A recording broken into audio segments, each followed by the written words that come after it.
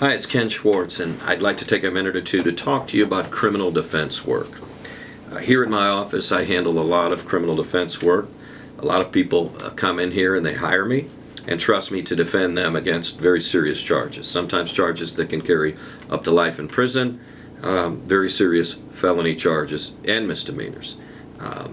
When it comes to criminal defense work, it's critical that you hire an attorney who knows what he or she is doing, who is an experienced practitioner in that field. I handle cases in both federal court and state court. Federal court can be a daunting place to be accused of a crime. You are essentially in the crosshairs of the prosecution of the United States government. The United States Department of Justice has leveled a charge at you and focused its resources against you. And that's a scary endeavor. There are a lot of lawyers who do not practice criminal defense work in federal court because, quite frankly, they're afraid of it. They're intimidated by it.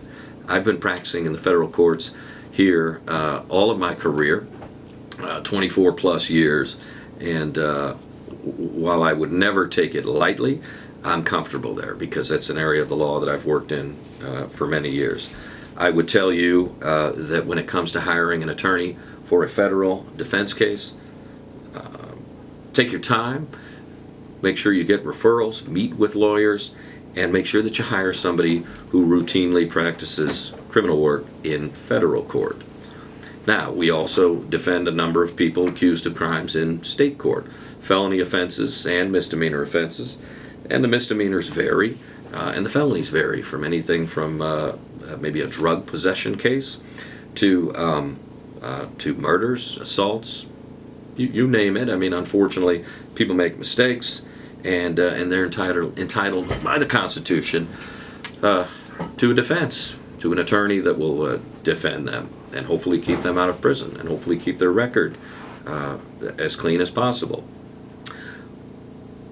A lot of people ask us, well, should I have spoken to the police? The police came to question me, and they wanted to talk to me. And of course, the answer that I generally give, and that I think any good lawyer would give, is it's probably not in your best interest to speak with the police without a lawyer present.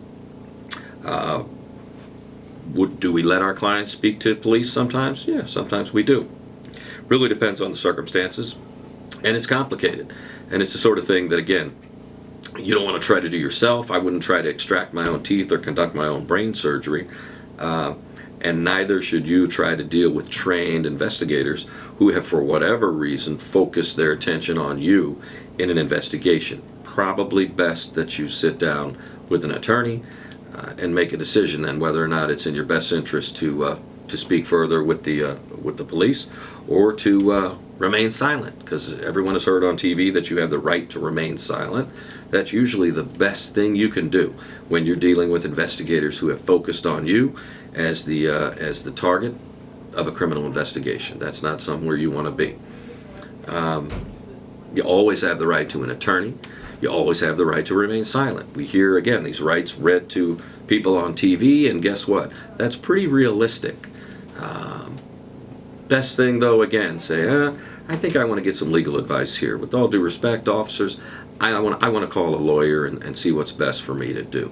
Generally, that's the advice I would give you. If you're in a circumstance right now where you have a criminal charge, an accusation, and you don't have a lawyer, call me. I'm happy to talk. We handle an awful lot of criminal cases for a lot of folks, and take criminal defense very seriously in the representation that I offer people. My suggestion, if you find yourselves in the crosshairs of the government, seek out the services of a lawyer.